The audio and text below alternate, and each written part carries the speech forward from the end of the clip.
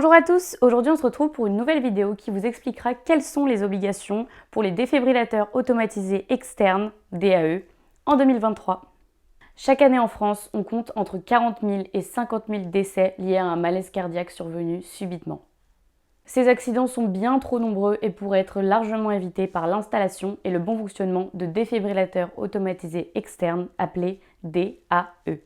Dans le but de lutter contre ces événements tragiques, le cadre réglementaire et législatif a été renforcé par l'État. Qu'est-ce qu'un DAE? Nous le savons, cela correspond à un défibrillateur automatisé externe. Il s'agit d'un dispositif médical qui va aider une victime de malaise cardiaque à être réanimée. Il existe deux types de DAE. Premièrement, les défibrillateurs semi-automatiques. Le choc électrique se libère par l'utilisateur en appuyant sur un bouton si la machine le considère nécessaire. Deuxième type, les défibrillateurs entièrement automatiques. Une nouvelle fois, c'est l'appareil qui décidera si le choc électrique est nécessaire ou non, mais n'aura pas besoin de l'action de l'utilisateur pour se libérer. Pas de panique, quel que soit le type de DAE sur lequel vous tombez, une assistance vocale vous guidera pas à pas du massage cardiaque au placement des électrodes. Seulement, qui peut utiliser un DAE? Comme vous avez pu le comprendre, le DAE vous guidera pas à pas lors d'une intervention. Alors, contrairement à une idée grandement répandue, ces appareils sont pensés de sorte à que n'importe qui, de n'importe quel âge, puisse porter assistance à une victime de malaise cardiaque. Dans le cadre des entreprises, est-il obligatoire de s'équiper de défibrillateurs? Le Code de la construction et de l'habitation ainsi que le décret du 19 décembre 2018 imposent à certains établissements recevant du public de s'équiper de défibrillateurs.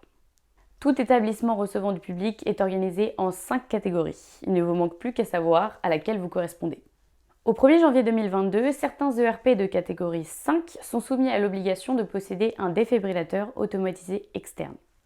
Par exemple, les structures d'accueil pour personnes âgées ou personnes handicapées, l'ensemble des établissements de soins, les gares, les hôtels-restaurants en altitude, les refuges de montagne ou encore les établissements sportifs clos et couverts.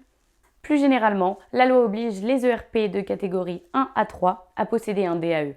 Faut-il former le personnel pour l'utilisation des DAE? En effet, la formation du personnel est un aspect crucial de l'utilisation des DAE en cas d'urgence cardiaque.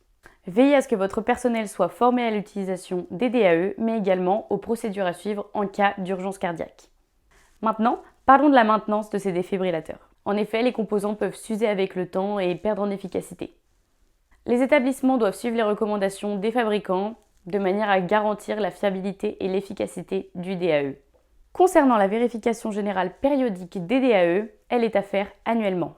N'hésitez pas à faire appel à une entreprise qualifiée pour sa VGP, comme ACS Prévention par exemple. Si vous possédez des DAE mais que vous êtes en cas de non-conformité, vous vous exposez à plusieurs conséquences. Le non-respect des règles peut entraîner une fermeture permanente ou temporaire de l'établissement, ainsi que des sanctions pénales allant jusqu'à 45 000 € d'amende.